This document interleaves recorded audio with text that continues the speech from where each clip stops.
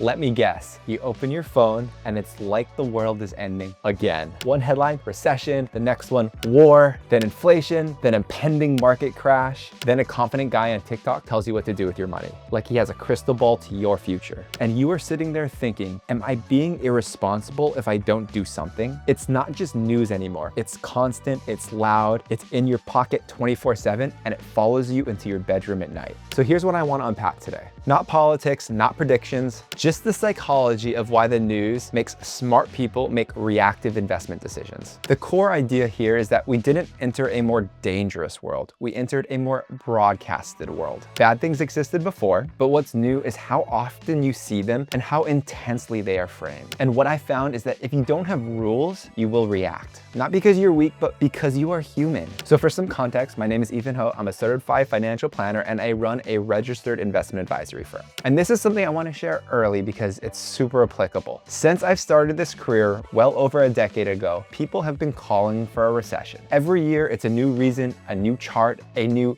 this time it is different. So here's my truth. Managing the emotional side of wanting to react to all this news is something that I need to do regularly. And it's exacerbated by the fact that my clients have trusted me with many, many millions of dollars to invest for them. So I say this because this isn't theoretical for me. When headlines spike, I feel it too. I am by no means immune. I am subject to all the same feelings you are. And on top of that, I'm constantly navigating two different things, the feelings, but also plan implementation for my clients. Because I've learned it doesn't make sense to make decisions off of adrenaline, not for me personally, and definitely not for my clients. That is why we have an investment policy statement or an IPS, and clear ways to make investment decisions. I've gone deeper on an IPS in past videos, but the simple idea is this. You decide your investment rules when you're calm, so you don't have to invent rules when you're scared. And that's what this video is truly about, how to build a plan that is louder than the news. Because I genuinely think that the new normal is just an elevated baseline of constant fear, negativity,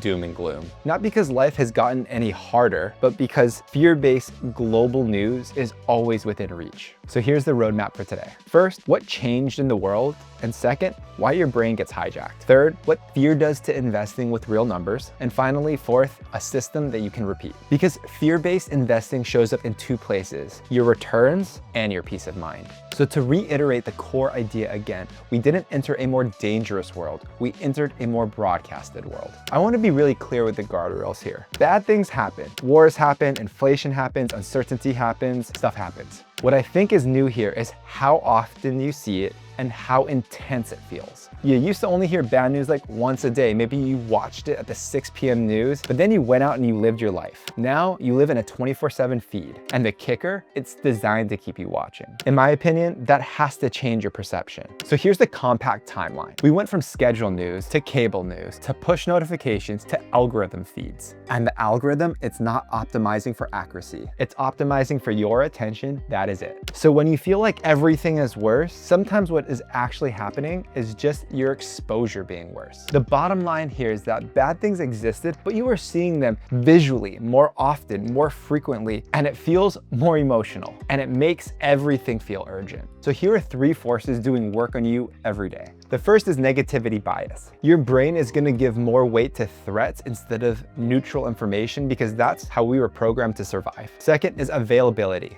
The more you see something, the more likely you think or feel it's true. So if your feed shows you 3 recession is here videos in a row, your brain automatically goes, oh, well, I guess this is happening. Third is incentives. Fear holds attention, outrage holds attention, uncertainty holds attention. A balanced take doesn't hold attention. Probably why my videos don't go viral.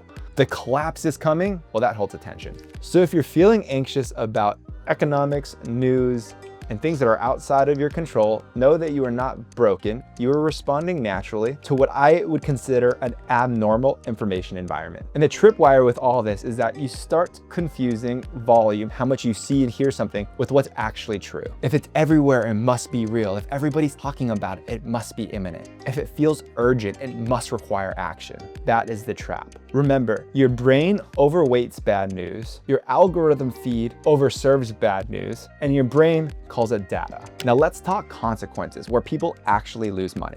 In June of 2022, the Michigan consumer sentiment, basically how people feel, hit 50. This is an all-time low. This number, you can think of it as a fear baseline. People felt awful, like the economy was breaking. And to be fair, there were reasons. Inflation was hot, rates were rising, and the stock market was crashing. The S&P total return was over negative 18% in 2022. So yes, that year hurt. But here's the part that matters. Fear is not a reliable market timing tool because rebounds can be sharp and early and fast. In 2023, the S&P total return was over 26% and over 25% in 2024. Now listen carefully, I'm not telling you future returns are gonna look like that. Nobody can promise that. But this is a real and recent example of what investors often forget. The recovery often starts while the headlines are still terrifying. It's normal for people to get scared, sell after declines, wait for clarity, not get back into the market and miss the rebound.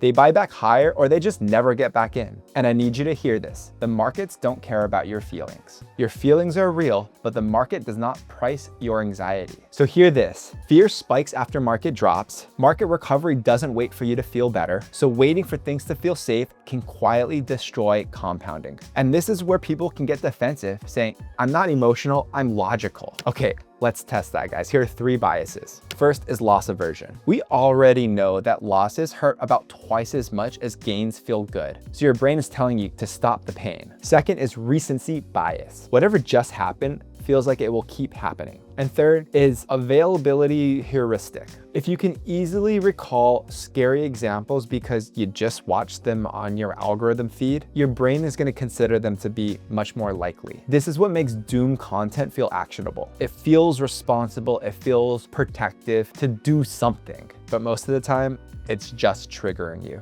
Your brain may want relief now, but what your portfolio needs is discipline over time. Please don't take this as me telling you to ignore reality. Inflation is real, wars are real, rates matter, housing affordability is a thing, layoffs happen, businesses fail. But the point here is don't let your reality get filtered through an algorithm that is designed to make you panic. Because headlines don't give you an execution plan, they fill you with emotion. And of course, this is general education, not investment advice. Seek professional help or guidance when making your investment decisions. So here's the too long didn't read. Risks are real, and successful investing comes from being invested for a long period of time despite those risks, which means controlling impulsive reactions when your feelings get big. So here's a 5-step framework that you can use to ideally plan louder than the news. And before I give this framework to you, I want to connect this back to what I said earlier. When you are responsible for other people's money and you're managing millions on their behalf, you learn fast that your feelings don't get a vote. Not because you're cold, but because you're disciplined. That is why we use an IPS.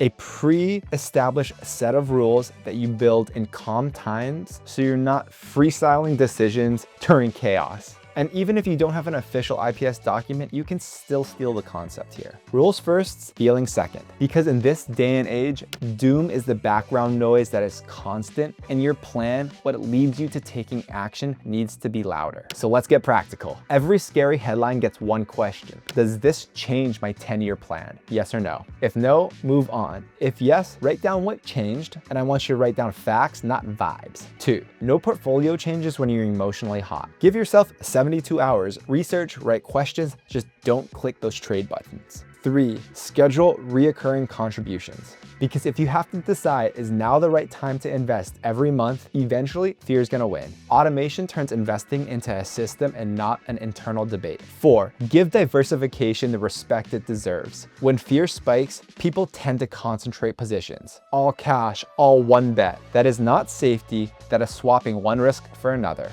The point about having diversification is building a portfolio that can survive multiple futures. 5 could be rebalancing or reallocating. This could be once or twice a year, or it could be threshold based when you drift beyond a set amount. And finally, monitor and control your news diet and consumption. Limit it to 1 check-in a day or 2 times a week. And of course, guys, no money decisions right after your doom scroll. That can give you a solid framework to making better, more informed, and more reasonable financial decisions for your future. And hear me when I say this, you're not crazy for always feeling anxious. You are living in an always-on fear machine machine. And my goal for you is to help you not let that fear machine touch your money. And I want to remind you that we didn't enter a more dangerous world. It's arguably easier than it's ever been to survive these days. We've just entered a more broadcasted world.